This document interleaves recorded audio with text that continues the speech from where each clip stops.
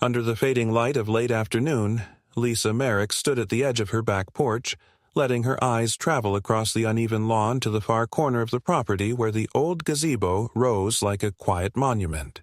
It wasn't much to an outsider, a weathered wooden structure with peeling white paint, a roof that had darkened over decades, and delicate spindlework that had gone out of fashion before she was even born.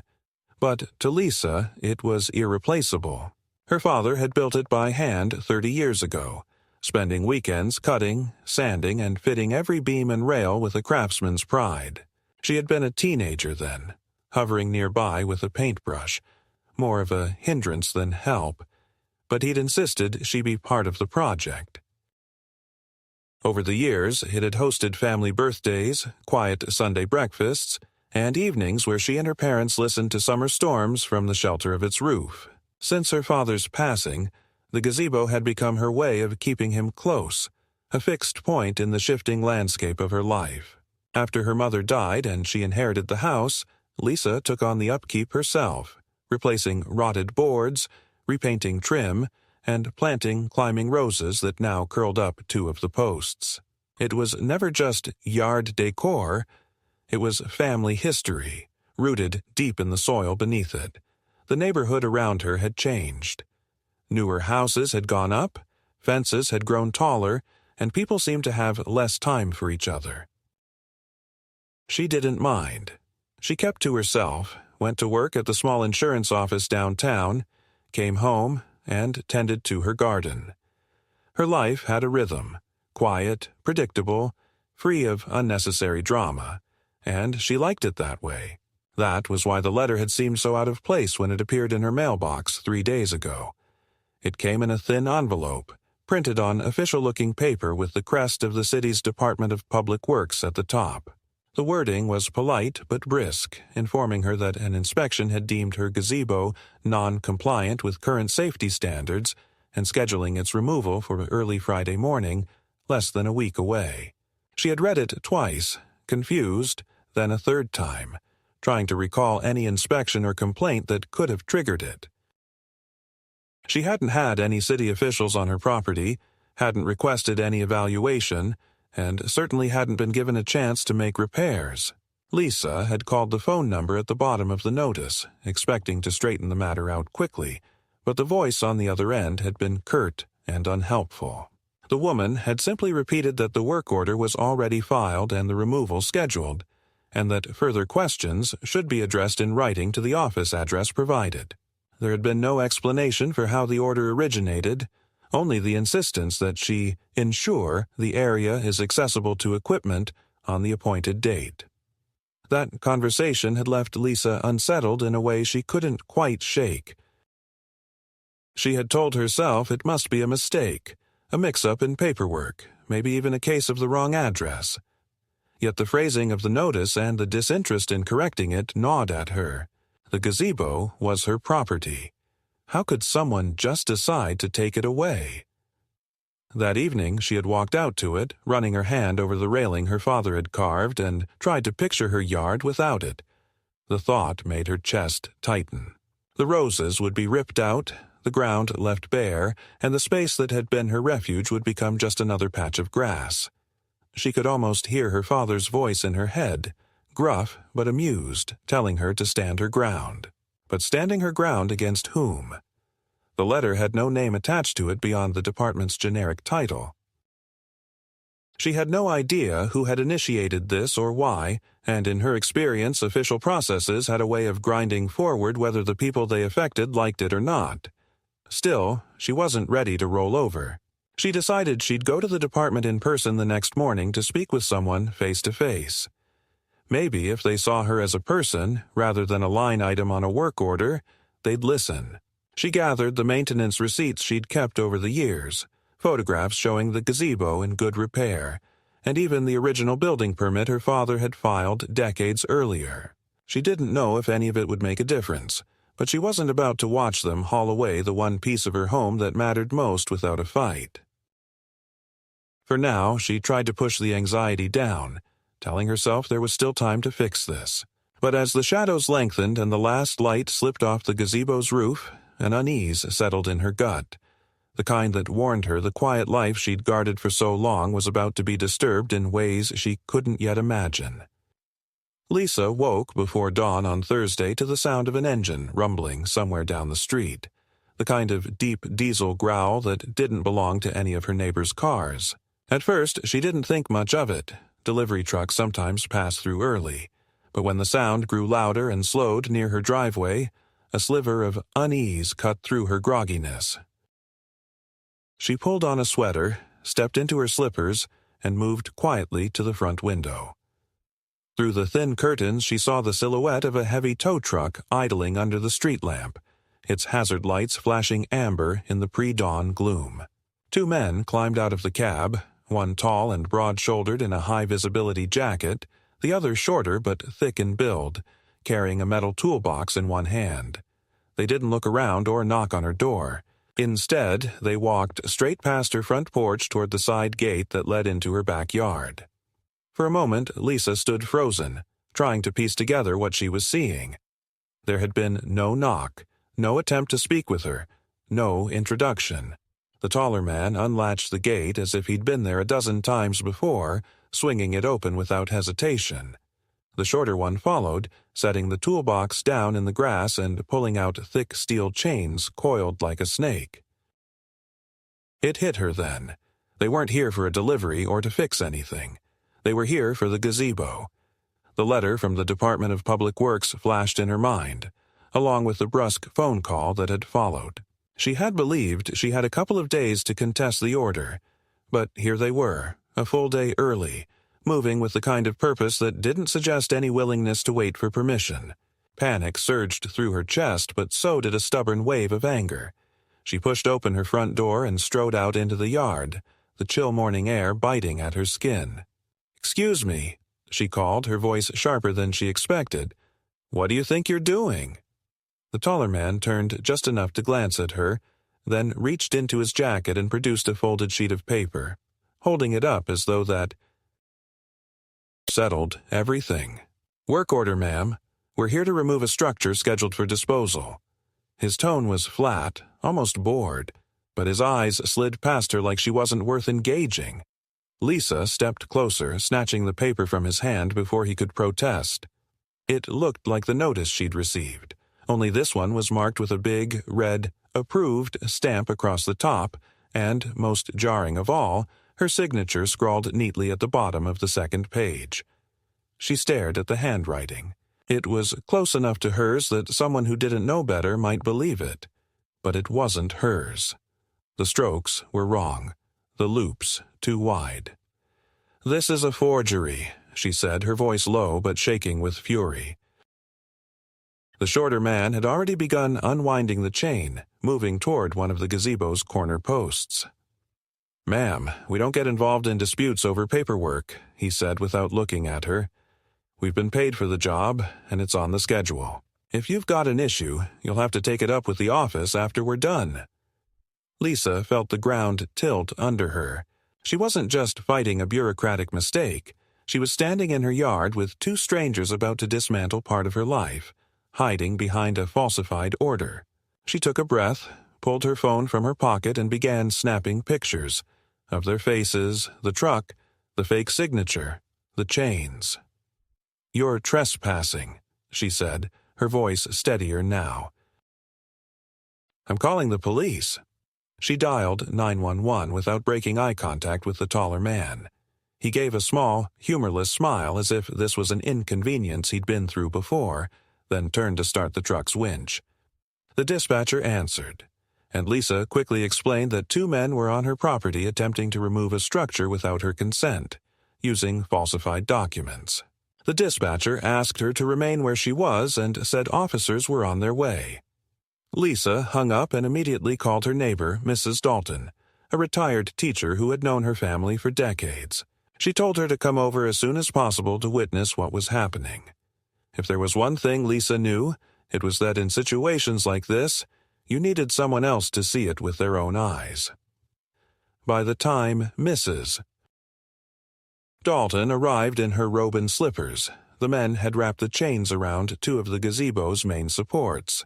The sound of metal tightening against wood made Lisa's stomach knot. She stepped between the chains and the structure, planting herself in their path. "You're not touching this," she said, quieter now but with an edge that made the shorter man hesitate. The taller one walked toward her, the work order still in his hand. "Look, lady, we're not here to argue. We've got a list, you're on it, and we've got a schedule to keep. If we leave without completing the job, we don't get paid." "Mrs." Dalton's voice cut through the tension. "She told you to stop. I've lived here 40 years and that gazebo's been here the whole time. You can't just take it." The shorter man muttered something about "not our problem" and started toward the truck, but the taller one stayed where he was, his expression unreadable. The sound of sirens in the distance broke the standoff. Lisa felt a flicker of relief, though she knew police showing up didn't always mean the problem would be solved in her favor. When the patrol car pulled up, 2 uniformed officers stepped out. They listened to Lisa's account, glanced at the work order, and asked the men to wait by their truck. One officer told her they'd have to verify the order through the department before instructing anyone to leave. Lisa pressed her advantage, showing the photos she'd taken, pointing out the discrepancies in the signature, and emphasizing that she had never authorized any removal. Mrs. Dalton confirmed everything she had seen. The officers finally told the men they'd have to suspend work until the paperwork was reviewed. It should have felt like a victory, but as the tow truck rumbled away, the taller man looked back at her and said, "We'll be back tomorrow. And next time, it won't matter who's watching." The casual certainty in his voice lodged in her mind like a splinter. She realized this wasn't just about a mistake in city records or some miscommunication. Someone wanted her gazebo gone badly enough to forge her name and pay for the job up front. And if they were willing to show up unannounced before sunrise, there was no telling what they'd try next. The rest of that day passed in a haze of tension that Lisa could not shake, no matter how many small chores she tried to bury herself in. Every time a vehicle rumbled down her street, she felt her stomach tighten, half expecting the same tow truck to appear again, only this time with more paperwork or with some official whose badge might make it harder for her to stop them. She kept glancing toward the gazebo through the kitchen window, the way someone might watch over an ailing family member, knowing that a single wrong move by someone else could end it. By late afternoon, she decided that waiting for them to act again was a mistake. She needed to make sure she had more than just her neighbor's testimony and a few photos on her phone. She pulled out the folder where she had kept every scrap of documentation related to the property and began sorting through it on the dining table. There was the original deed in her parents' names, the transfer to her after her mother's passing, and, tucked between tax receipts, the old building permit her father had obtained for the gazebo. She realized how lucky she was that he had kept it. Yellowed now, but still legible with the city seal and the approval signatures from over 3 decades ago. She slipped it into a clear plastic sleeve along with recent photographs showing the structure in good repair. She called the Department of Public Works again, this time asking for a supervisor, and when the receptionist tried to redirect her to the same generic email address she had been given before, Lisa didn't back down.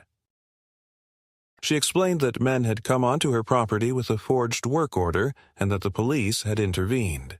There was a pause, followed by the receptionist putting her on hold for what felt like forever, and then a man's voice came on the line, identifying himself only as Field Services Manager. His tone was polite in a way that felt practiced, the kind of smooth delivery used by people who handle complaints all day without actually fixing anything. He said he would look into the matter, but added that her address was indeed in their system with an active removal request. When she asked who had submitted the request, he said the form had been filed internally, and that the originating source wasn't visible to his department. That explanation made no sense. Someone had to have initiated it, and if it wasn't her, then the obvious conclusion was that a third party had posed as her or had used some other channel to get it approved. When she pressed him, his tone hardened, and he repeated that she should submit any disputes in writing, at which point he ended the call. The dismissal made her blood run cold because it told her two things. First, that someone had access to internal channels that bypassed the usual verification process, and second, that the department had no intention of halting the removal unless she forced them to. She decided to bring in legal help immediately. She reached out to a local attorney, Greg Hammond, whose name had come up when she'd once helped a client at the insurance office deal with a property line dispute. Greg picked up on the second ring, listened without interrupting as she laid out the situation, and then said, "Don't talk to anyone else about this until we meet. And whatever you do, don't leave that gazebo unattended." He offered to come by her house that evening to review the documents in person. When Greg arrived, he walked the perimeter of her yard first, taking in the positioning of the gazebo relative to the fence lines and snapping a few photographs of his own. Inside, he spread her papers across the dining table and scanned them with the trained eye of someone who had done this many times. He told her the building permit alone could be enough to halt any removal if they presented it quickly to the right channels, but he was more concerned with how the order had been approved in the first place. "This isn't some random mistake," he said, tapping the forged signature. "Somebody put effort into making this look legitimate. They had your full name, your property description, and a signature close enough to yours that it might pass with a distracted clerk. That tells me they've seen your real documents before, or they have access to them somehow." The implication settled heavily between them. This was no opportunistic grab by a stranger. Whoever was behind it likely knew more about her than she was comfortable with. They agreed on a set of immediate steps. Greg would file an injunction first thing in the morning to formally block any removal until a court could review the matter, and Lisa would install physical barriers that would make it impossible to move the gazebo quickly. He suggested chaining the access gate shut and even parking her car in the side yard overnight if she could manage it. Lisa, who had never thought of her home as a place she needed to defend like a fortress, felt a mix of disbelief and resolve as she listened. This was her property, her father's work. She wasn't going to lose it because someone with the right connections decided they wanted it gone. That night she dragged an old length of a heavy chain from the shed and looped it through the gate latch, securing it with the thickest padlock she owned. She moved her SUV around the side of the house until its rear bumper nearly touched the fence, blocking the gate entirely from opening outward. The gazebo itself, bathed in the yellow light from the motion sensor lamp, looked both beautiful and vulnerable, a reminder of what she stood to lose. She gathered up the small, irreplaceable items stored inside, the photo albums, the hand tools her father had left her, and brought them into the house. Just after 10, as she was making tea to calm her nerves, the motion light flared again. She glanced through the kitchen window and saw movement near the far corner of the yard. Someone was standing just beyond the fence, too far into the shadows to make out clearly, watching the gazebo. She froze, the mug halfway to her lips, and for a long moment neither of them moved. Then the figure turned and slipped away into the darkness.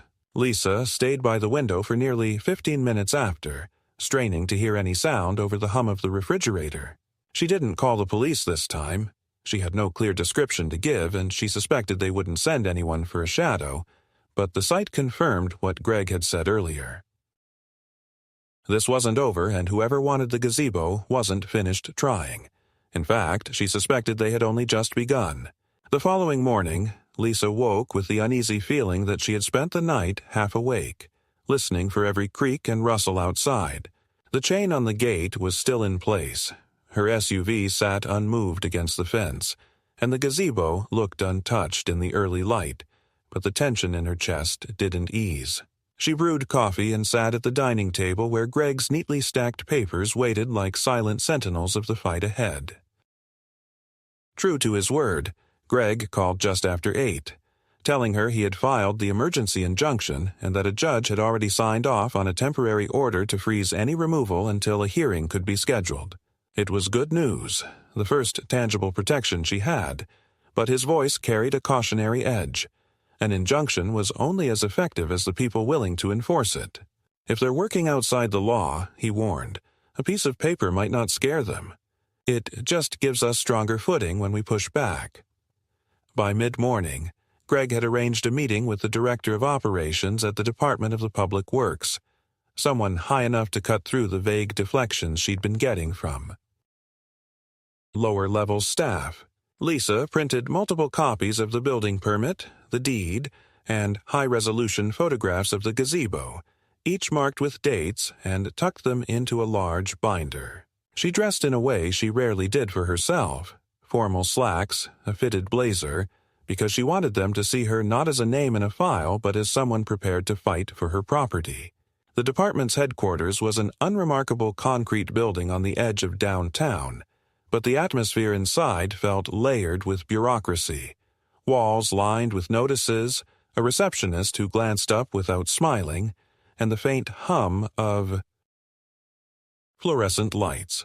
Greg met her in the lobby, and together they were escorted into a small conference room where a man in his 50s waited behind a stack of folders. He introduced himself as Raymond Ellis, Director of Operations, his manner brisk but not immediately hostile. He opened their meeting by stating that he was aware of the incident at her home, and that he wanted to clear up any misunderstandings. Lisa slid the binder across the table and began with the forged work order, pointing to the obvious. Inconsistencies in the signature, and the fact that the document listed her contact number incorrectly. Ellis studied it with a faint frown, then admitted that the request had not come through the department's public-facing channels at all. It had been entered directly into their internal scheduling system by an authorized account, flagged as a priority removal for safety reasons. That account, he said, belonged to a staff member who had resigned 2 weeks earlier. The record showed that the job had been paid for in advance by a cashier's check from an out-of-state bank, with no accompanying name beyond a limited liability company registered only a few months ago. The revelation landed hard. This wasn't just someone with a grudge. This was a coordinated effort involving someone with inside access, a shell company, and enough money to pay for specialized removal equipment. Lisa asked whether this priority removal label had been used on other properties, and Ellis hesitated before acknowledging that it had, though he wouldn't give specifics. Greg seized on that, leaning forward to suggest that they were looking at a pattern, one that might require legal disclosure if other residents had been targeted. Ellis didn't confirm or deny, instead steering the conversation toward the fact that her injunction now barred any immediate action.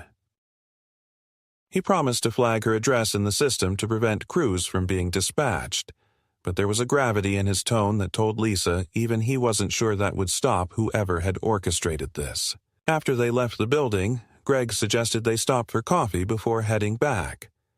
Sitting in a corner booth of a quiet cafe, he told her that the most troubling part of Ellis's admission was the use of a resigned employee's credentials.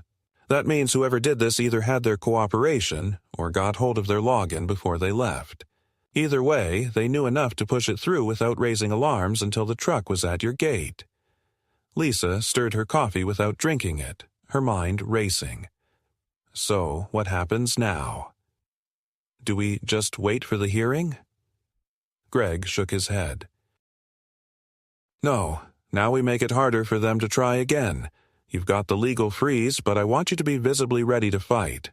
That means documenting every visit, every phone call, even if it feels minor. It also means you may need more eyes on the property than you alone can provide. That last part proved prophetic that same afternoon. Around 3 o'clock, Lisa returned from a quick trip to the hardware store to find a laminated tag hanging from her gate latch. It bore a barcode, a lot number, and the words, Asset Relocation, Scheduled. There was no company name, no contact information. She took it inside, photographed it, and called Greg immediately. He told her not to remove it just yet, advising that it could be evidence. They agreed he would send a private investigator he worked with to install discrete cameras facing both the street and the side gate. The investigator, a quiet man named Caruth, arrived within the hour, dressed like any neighbor might on a weekend. He walked the yard with her, noting where the truck had been parked the previous morning, and pointing out that the latch on her gate bore fresh scratches consistent with a lockpick tool. Lisa felt a slow burn of anger replace the fear that had been sitting in her stomach since this began. This was her home, and someone had been brazen enough to attempt entry again despite police intervention and an injunction. That evening, Carruth returned to show her the live feeds from the cameras on a tablet. The street view captured passing cars with enough clarity to read license plates, and the side gate camera had motion detection that sent alerts directly to her phone. He told her not to be surprised if the mere presence of cameras provoked a reaction from whoever was watching her. People who operated in the shadows didn't like being recorded. His words proved true sooner than either expected. Just after 9, Lisa's phone pinged with a motion alert. She tapped the feed and saw a figure in a hooded jacket walk slowly past her gate, pause, and look directly into the lens before continuing down the sidewalk. No attempt to hide their face, just a long, deliberate stare that made her skin prickle. When she showed Greg the clip the next morning, he nodded grimly. "They want you to know. They're still out there. That means we're getting close to something they don't want uncovered." Lisa had never thought of herself as someone caught in the middle of a larger scheme, but now she could feel the edges of it pressing in. This wasn't just about a gazebo anymore. It was about someone trying to establish that they could take what they wanted, when they wanted, and she was the first one to push back hard enough to disrupt the process. And in that quiet recognition, she understood the fight was no longer optional. Whether she liked it or not, she was in it until the end. 2 days later, the quiet that had settled over Lisa's property shattered in a way that left no doubt the people behind the forged order were done testing her defenses and ready to escalate. It began with a phone call at 7:15 in the morning, a number she didn't recognize but that carried the same area code as the Department of Public Works. She hesitated before answering, half expecting another stonewalling clerk, but instead a man's voice, smooth, confident, almost casual, said, "Ms. Merrick, this is a courtesy call to let you know that the removal of your gazebo will proceed today as scheduled." Lisa's hand tightened around the phone. "There is no scheduled removal. There is a court order preventing any action." The man chuckled lightly, the sound as infuriating as it was unsettling. "Paperwork has a way of getting misplaced. You can show your documents to the crew when they arrive." Before she could respond, the line went dead. Her first thought was to call Greg, but as she reached for her phone to dial him, a deep mechanical clatter echoed down the street. She moved to the front window and felt her pulse spike. The same tow truck from before was crawling toward her house, this time with a flatbed trailer in tow, flanked by a white pickup loaded with lumber and tools. They parked without hesitation, the tow truck driver stepping out to scan her gate as if measuring the best way to get through. Behind him, 3 other men in plain work clothes began unloading equipment. Bolt cutters, crowbars, and a hydraulic jack meant for lifting heavy structures. This wasn't going to be another posturing visit. They were prepared to dismantle the gazebo in pieces if necessary and haul it away before anyone could stop them. Lisa grabbed the binder with her court injunction and hurried outside, intercepting them before they reached the gate. She kept her voice firm, projecting the confidence Greg had told her was critical in situations like this. "You're trespassing. This property is protected under a legal injunction, and any attempt to remove that gazebo will be treated as criminal damage." The tow truck driver, a square-jawed man with a shaved head, didn't even glance at the papers she held out. "Lady, we've got a job to do. If you want to argue about it, take it up with the people who sent us." He gestured toward the pickup, where a man in a collared shirt and sunglasses stood leaning against the hood, watching the exchange with an expression that was almost amused. Lisa recognized something in his posture, the relaxed confidence of someone who believed the outcome was already decided. "Who are you?" she called to him. He didn't answer directly, only said, "We're on a tight schedule. I'd step aside if I were you." That was when she noticed the detail that made her stomach turn. The pickup's passenger door bore a small magnetic sign with the name of a region estate clearing company. one she'd heard of in connection with. Liquidating properties whose owners had recently died or moved to assisted living. The implication was clear. They were treating her home as if she were gone already, as if someone had prearranged to strip it before she could object. Knowing she needed witnesses immediately, Lisa called Mrs. Dalton again, and then, without hanging up, used her phone's speaker to dial Greg. She kept her voice loud enough for the men to hear. "Yes, Greg, they're here now, with equipment. Yes, I'm showing them the injunction. Yes, I'm calling the police right after this." The driver's eyes narrowed, and one of the workers muttered something about wasting time. But they didn't back away. Mrs. Dalton arrived minutes later, striding down the sidewalk with the determination of someone who had spent decades keeping rowdy teenagers in line, her phone already recording. "You boys planning to rob her in broad daylight?" she said loudly enough for the entire street to hear. The sunglasses-wearing man's smirk faltered for the first time, and he turned toward his pickup without responding. Before the situation could tip further toward confrontation, the sound of a siren approached, and a single patrol car pulled to a stop in front of the house. Lisa recognized one of the officers from the previous incident, and relief washed over her, but it didn't last long. The officer listened to her explanation, looked over the injunction, and then, to her shock, turned to the crew and said, "You've been told to leave the property for now." The "for now" hung in the air like a threat, as if everyone understood this was only a temporary pause. The sunglasses-wearing man gave Lisa a long, appraising look before climbing into the pickup. As they drove away, he rolled down his window just far enough to say, "Enjoy it while you can." After they were gone, Greg's voice over the phone was tight with anger. "This is a pressure tactic. They want you to get tired, to make a mistake, so they can claim you abandoned the structure or failed to maintain it. From now on, you don't confront them alone, and you don't leave that gazebo without visual coverage." He arranged for an off-duty deputy he trusted to rotate shifts watching the property at night for the next week. Lisa agreed, even though the thought of needing that kind of protection in her quiet neighborhood felt surreal. That night, just past midnight, the cameras picked up motion again. 2 figures in hoodies approaching the fence from the alley behind her yard. They didn't try to enter this time.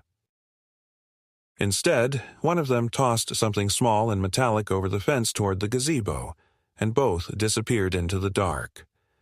Lisa, too unsettled to wait until morning, went outside with a flashlight. In the grass near the gazebo's steps lay a small brass tag, the kind used by antique dealers to catalog inventory, stamped with the number 1147 and the word "lot."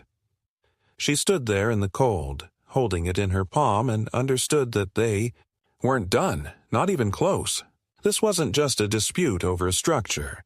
It was a claim staked in her own backyard, and the people making it were telling her in no uncertain terms that they intended to collect. The breaking point came 3 days later, on a gray Saturday morning when the sky threatened rain and the air carried that heavy stillness that always seemed to precede trouble. Lisa had been drinking coffee by the kitchen window, scanning the live feed from the yard cameras when she saw movement on the street, a convoy of vehicles she instantly knew wasn't just passing through. First came the same white pickup with the estate clearing company sign, followed by a flatbed tow truck, and then, unexpectedly, a second truck loaded with heavy construction equipment, a small portable crane, stacks of plywood sheets, and tool chests. This time, they hadn't come quietly. The engines roared as they pulled up, and before she could even step outside, men were already moving toward her gate with the kind of determined pace that made it clear they had no intention of leaving without the gazebo. Lisa grabbed her binder with the injunction and her phone, dialing Greg as she moved. "They're here again," she said quickly, her eyes fixed on the men unloading gear. Greg's voice on the other end was clipped. "I'm calling the sheriff's office now. Don't engage until you hear sirens. Let them know they're being recorded." She stepped onto the porch, holding her phone high so the camera feed was visible, and called out that they were trespassing and that the police had been notified. The man in sunglasses from before stepped forward, flanked by 2 workers carrying a bolt cutter and a pry bar. "You had your fun," he said, voice calm but carrying over the yard. "Now we're taking what's ours." Her voice didn't shake this time. "This is my property, protected under a court order. Every move you make is being streamed and saved off-site." For a brief moment, she thought the reminder might slow them down, but then the bolt cutter snapped through the chain on the gate with a metallic crack that rang like a gunshot in the still, morning air. The gate swung open, and they started toward the gazebo without hesitation. Lisa backed up toward the structure, heart pounding, her mind racing for anything that could slow them down until help arrived.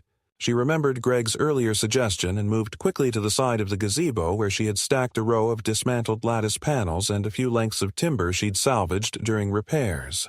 With a strength fueled more by adrenaline than planning, she dragged them into the narrow space between the posts, wedging them so tightly it would take more than bare hands to remove. The men reached her, and one tried to pull the panels aside, cursing when they refused to budge. The man in sunglasses gestured toward the crane truck, and 2 others broke off to fetch more tools. That was when Lisa heard the low growl of an unfamiliar voice behind her. "This doesn't have to get ugly, ma'am. Just step away, and we'll make this easy for everyone." She turned to see a man in a dark windbreaker, clean cut, carrying himself with the authority of someone used to being obeyed. He didn't identify himself, didn't flash a badge, but his tone was practiced, like a debt collector or repo agent who believed legality was a detail to be sorted out later. "I'm not stepping away from what's mine," she said, forcing herself to hold his gaze. The sound of sirens finally cut through the tension, growing louder, closer, until 2 Sheriff's Department SUVs skidded to a stop at the curb. Deputies spilled out, hands resting near their holstered weapons, and the scene shifted instantly. The workers hesitated, the bolt cutters were set down, and the man in sunglasses stepped back toward his pickup. One deputy moved straight to Lisa, asking if she was okay, while another began questioning the crew. Greg's sedan pulled up moments later, and he wasted no time presenting the injunction to the deputies. "This is a direct violation of a standing court order," he said, his voice carrying enough steel to match the deputy's authority. The exchange that followed felt almost surreal to Lisa. The man in sunglasses tried to argue that they had a lawful claim through a private contract. But when pressed for documentation, all he produced was a photocopy of the forged work order, now so worn it looked like it had been carried for weeks. Greg pointed out every discrepancy, from the mismatched signature to the non-existent permit number, and the deputies, stone-faced, began taking statements. When one of them asked Lisa if she wanted to press charges for trespassing and attempted theft, she didn't hesitate. Within half an hour, the trucks were pulling away under the watchful eyes of law enforcement, the man in sunglasses in the back of a patrol SUV. Lisa stood by the gazebo, her heart still racing but her hands steady now, the rain beginning to fall in soft, cold drops that speckled the wood. Greg clapped a hand on her shoulder.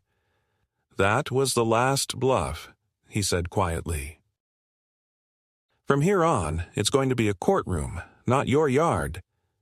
She nodded, knowing this wasn't over, but for the first time since it began, she felt the balance shift in her favor. 6 weeks later, the fight that had consumed Lisa's every waking moment ended not with a dramatic standoff in her yard, but in the quiet formality of a county courtroom. The man in sunglasses, whose real name turned out to be Victor Keene, sat at the defense table, his posture as relaxed as it had been the first day he appeared at her gate. But the evidence stacked against him was impossible to ignore. Greg had built a meticulous case. The forged work order, the cashier's check traced to an LLC registered by one of Keene's associates, the video footage of his crew cutting her gate chain, and the sworn statements from both Lisa and Mrs. Dalton. The most damning piece came from the Department of Public Works itself. whose internal audit confirmed that Keene had conspired with the recently resigned employee to submit fraudulent removal requests for multiple properties, targeting structures, with resale or salvage value. The judge's ruling was decisive. Keene was found guilty of criminal trespass, attempted grand larceny, and document forgery. He was sentenced to prison, and his company's assets were frozen, pending further investigation into other illegal removals. For Lisa, the victory was both immense and oddly sobering. She had won, yes, but the months of intrusion, fear, and constant vigilance had taken something from her, a sense of safety she had once taken for granted. Greg advised her to take one more step for peace of mind, and with his help, she succeeded in having the gazebo designated as a protected historical structure under county law. The status meant that no one, not even the city, could order its removal without an extensive public review. The designation came with a small bronze plaque, which Lisa mounted at the entrance to the gazebo. The engraving simple, built by William Merrick, 1989. Protected for future generations. On a cool Sunday morning, she sat inside the gazebo with a mug of coffee, listening to the soft rustle of the wind through the climbing roses, and felt, for the first time in months, that the fight was truly behind. The structure stood as it always had, sturdy and familiar, but now it carried the weight of a battle fought and won. She knew there would always be people like Keene, willing to take what wasn't theirs, but she also knew she would never again underestimate her ability to stand her ground.